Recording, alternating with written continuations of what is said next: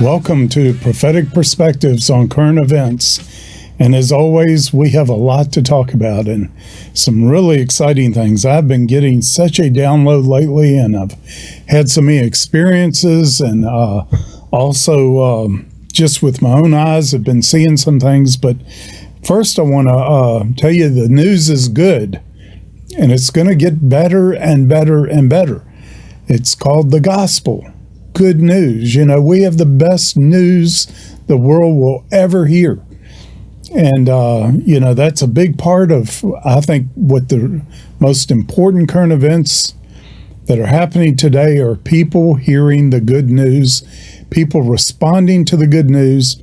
And I think we're starting to see a little bit more of the beginnings of what I think is going to be authentic revival and an awakening in America.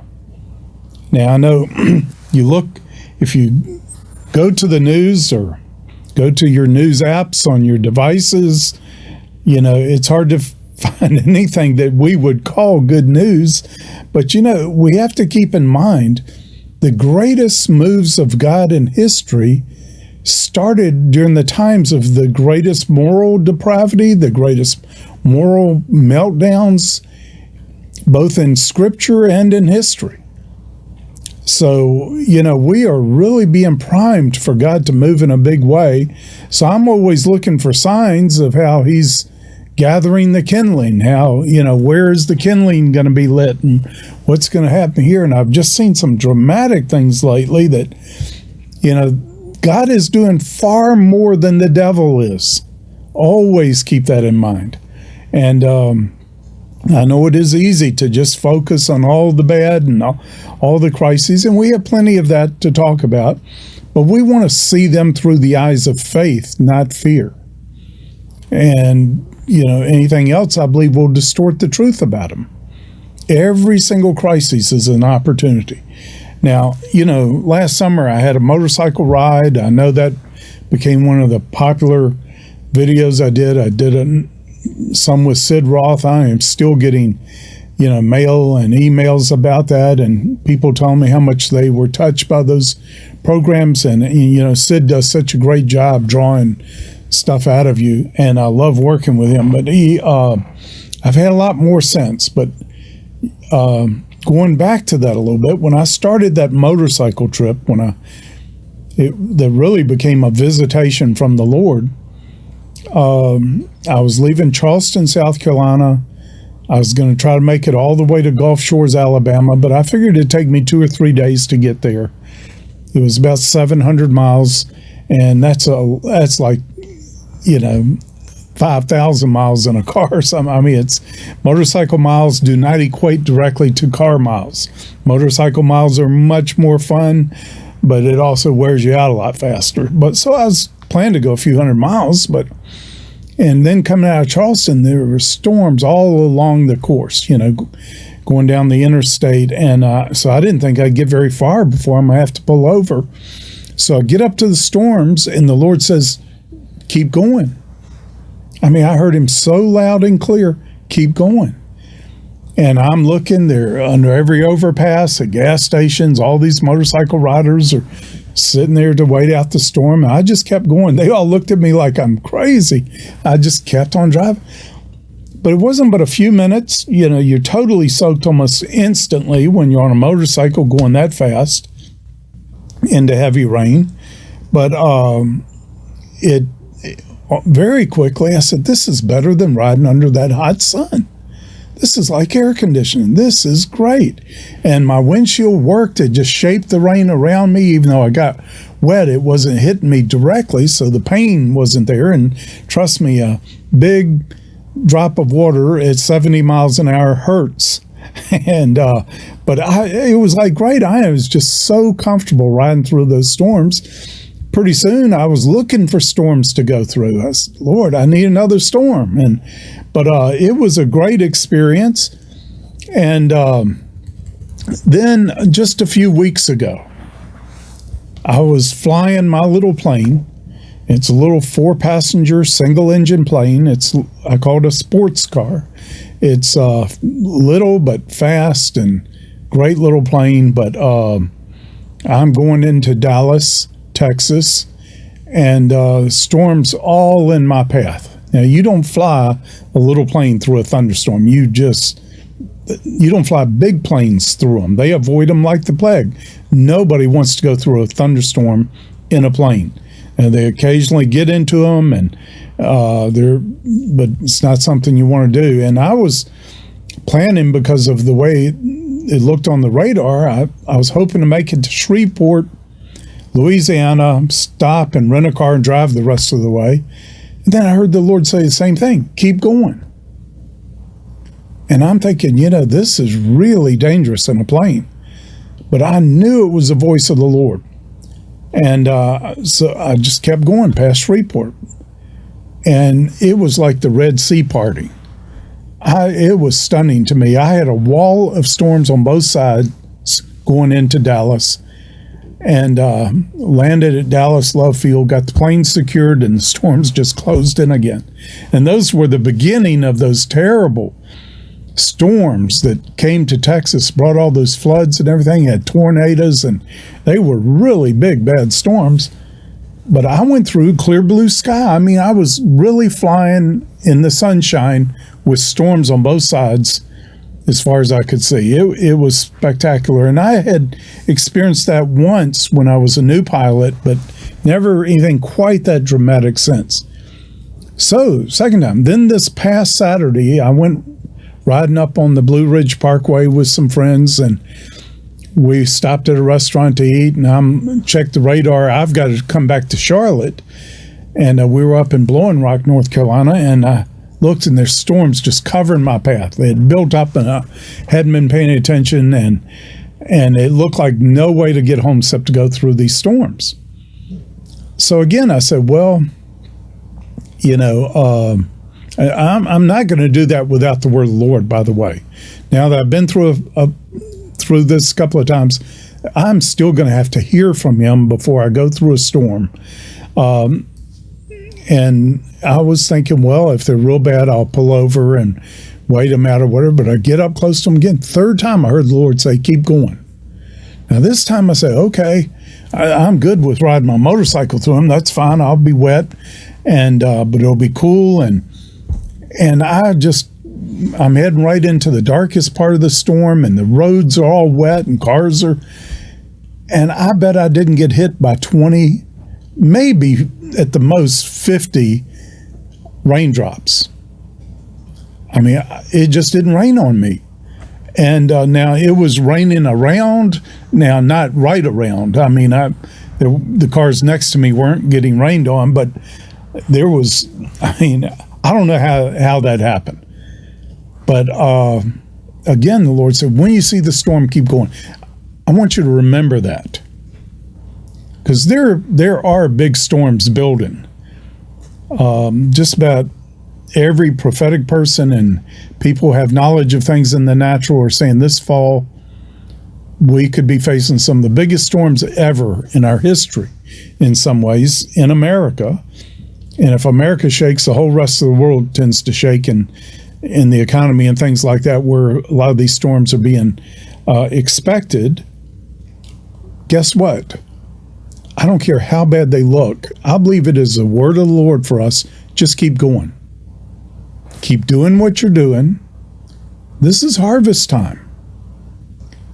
And I think just doing what we're doing in the midst of things that are going on is going to give courage to a lot of people and give comfort to a lot of people and to us. Don't shut down. Don't run and hide. That's not the answer for us. We run to the sound of battle, not away from it. We have a job to do here. So anyway, I want to keep that in mind as we're talking about some of these things. But first, I want to talk about revival that I believe is coming, and I think it's going to ignite pretty soon in Texas, and I believe in much of Oklahoma. And guess what? I know Texas and Oklahoma are big rivals and sports and all, but you're joined spiritually. And there are a lot of things that Texas and Oklahoma are going to do together that I believe is going to help give guidance to much of the rest of the nation.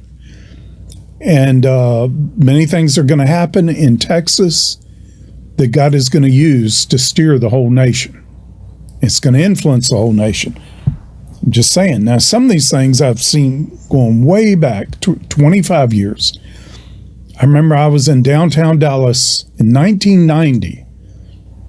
I was up in an office building. It was a friend that had an oil company, and we were up in his offices, and I looked out, and there was this big park right in the middle of Dallas, and I saw this giant heart beating. I mean, I saw it was what we call an open vision. It was like it was there, and it was beating. And I knew it was a spiritual revelation. I said, Lord, what is that? He said, that's my heart. He says, I'm going to reveal my heart here. And this is what he said, and I am gentle and humble of heart. I couldn't help but think, that isn't Texas. Neither gentleness nor humility is something Texas is known for. Now, I think they really should be. If we really understand real gentleness and real humility, I think they've got a whole lot that God really appreciates. There's a gentleness that comes with strength, knowing who you are, where you're going, what you're doing. I think you can, when you're really strong, you can afford to be gentle.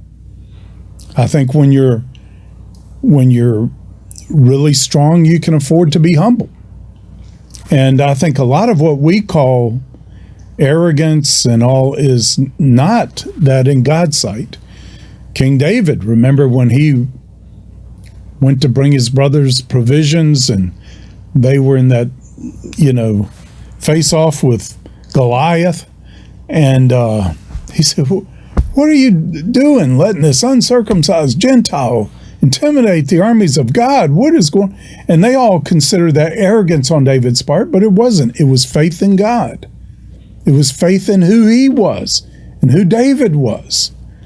And he had killed the lion and the bear. He could easily take care of this big giant. And because he knew his God was with him. So that was interpreted as arrogance. It wasn't.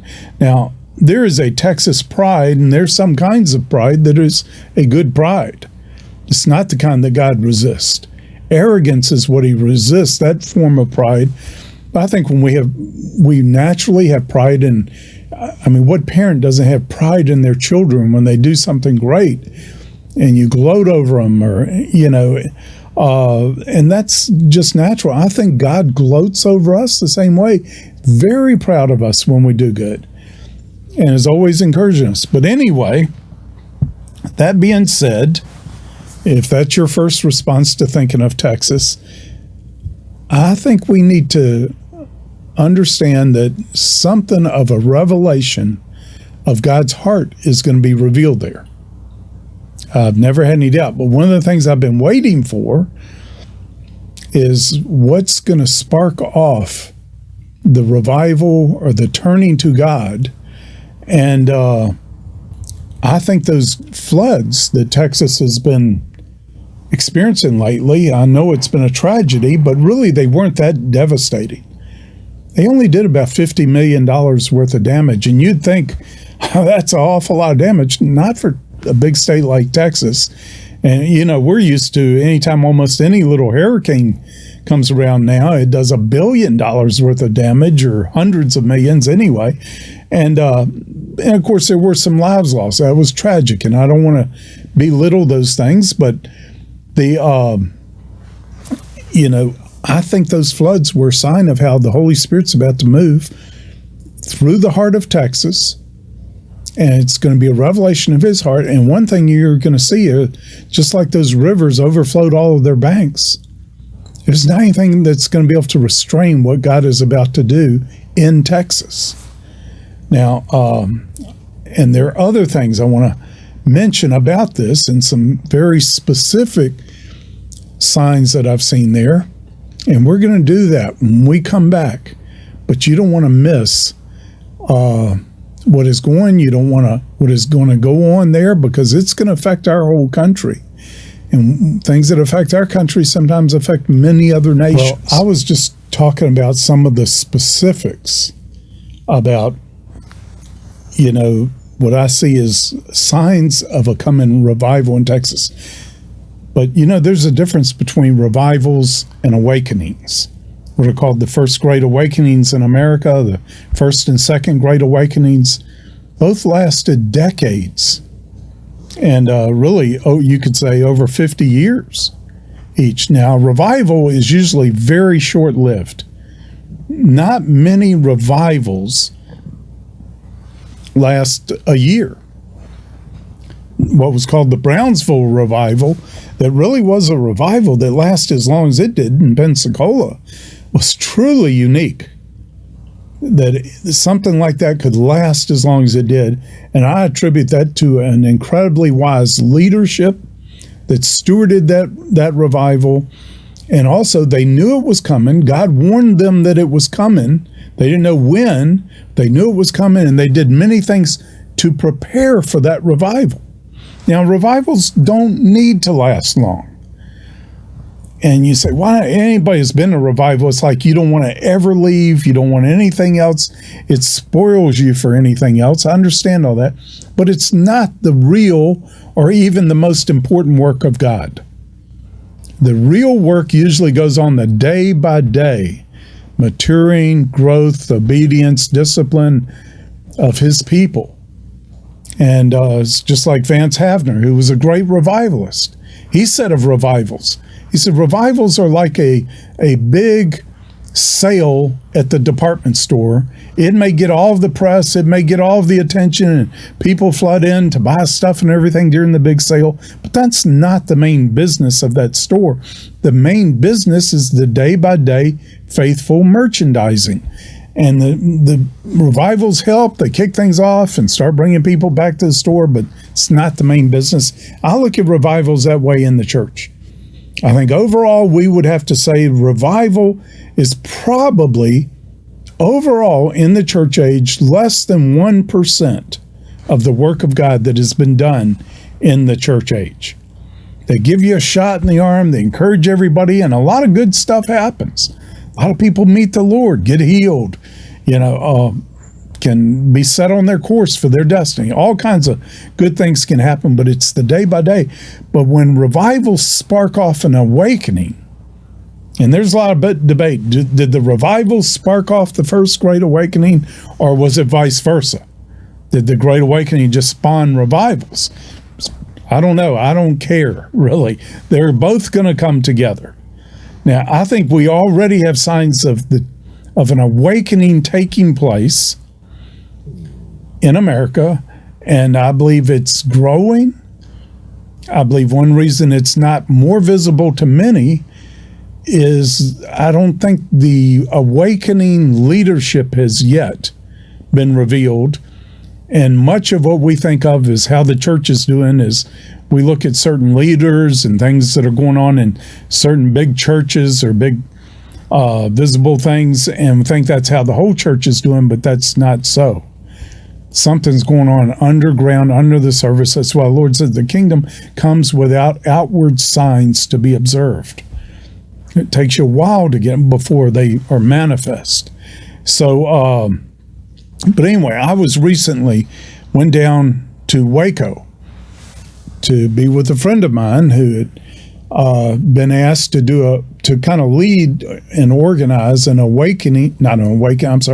dedication service for the new Baylor football stadium that one of their supporters had basically initiated, donated a lot of money to have built, and he wanted it dedicated to the Lord. The stadium is named after him, and Drayton McLean, a great Christian brother, and he just wanted that stadium dedicated to the Lord. So he asked this friend of mine, Ramiro Pena, if he would organize this dedication ceremony. So I went down there to just be with Ramiro and meet some of his friends and just be down. I've had a vision for some things that I believe God's going to do in Waco.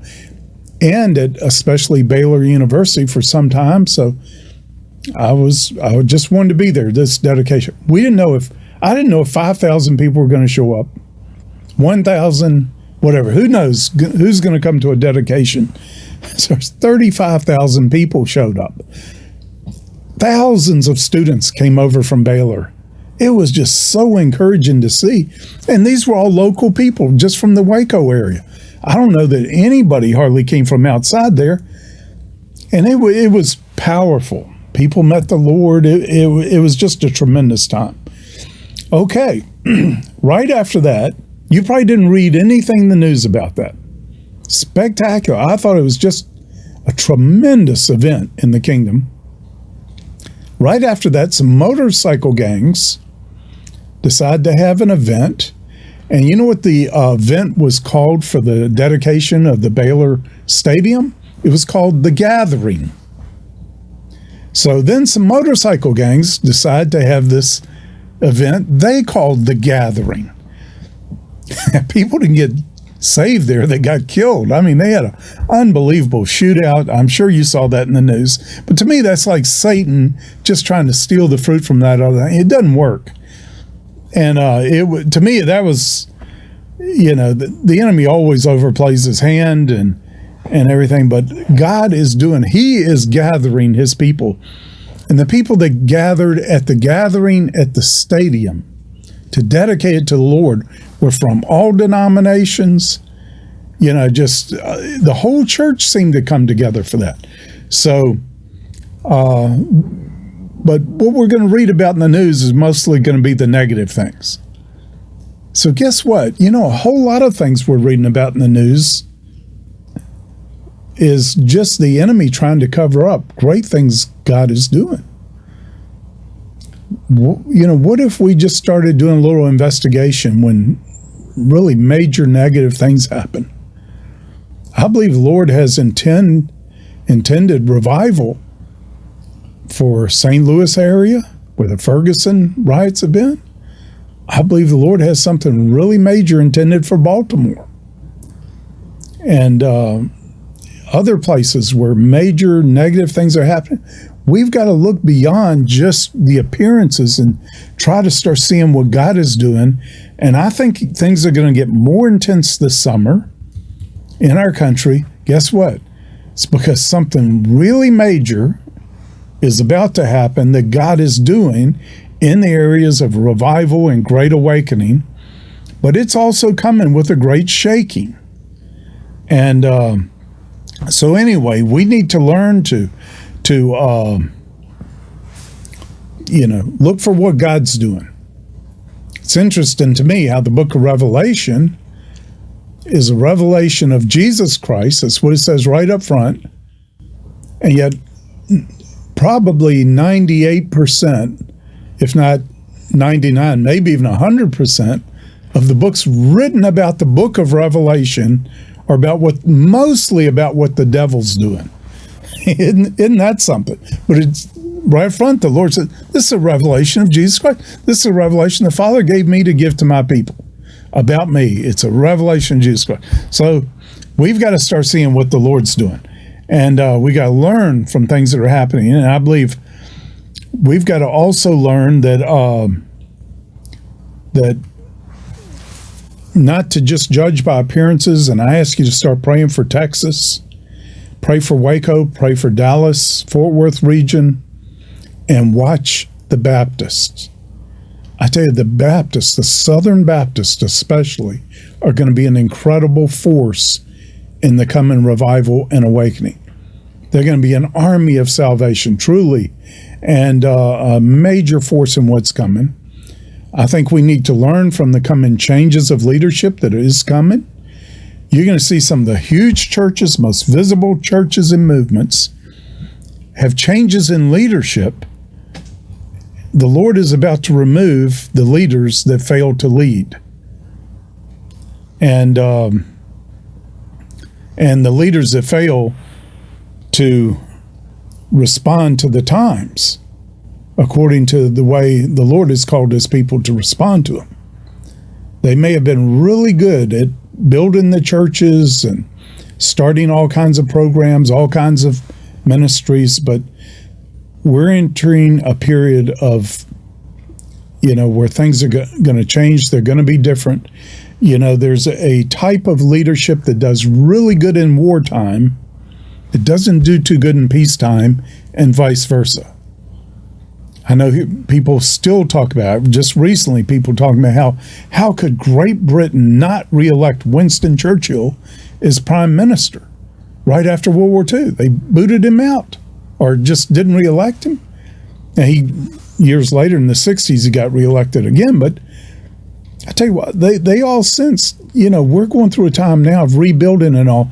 Winston was probably the best wartime leader we could ever had, but he's not going to be too good in this peacetime. We need somebody else. Could have been wisdom, I'm just saying. So God has changes, but I know one of the distinguishing characteristics of the future leaders is going to be courage, boldness, decisiveness. And we're going to see Texas following courage. We're going to see the country begin to follow courage instead of political correctness.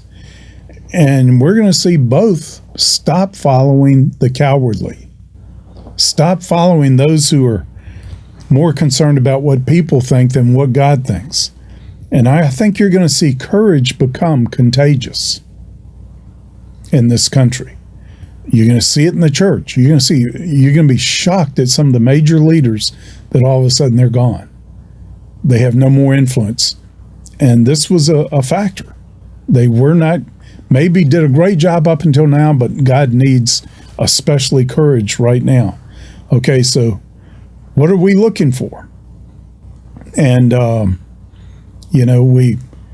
one hand, we need to look for, and I think as much as we can be a part of and help revivals when they break out. But let's don't stop working when the revival slows down or is over or moves.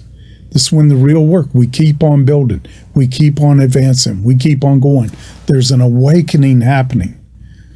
Awakenings are more like glaciers. They may seem to be moving slowly, but I tell you, they're moving a whole lot more earth out of the way. They're making a much bigger difference than just a quick flood coming through. So I want to talk some more about what is starting to emerge, what I believe we're starting to see the beginnings of, and how we can be a part. So you don't want to miss this next Prophetic Perspectives program. Thank you so much for joining me today. Let's determine when you join tomorrow, you watch this next program, we're going to do it from a perspective of we're going to be closer to the Lord. Thank you.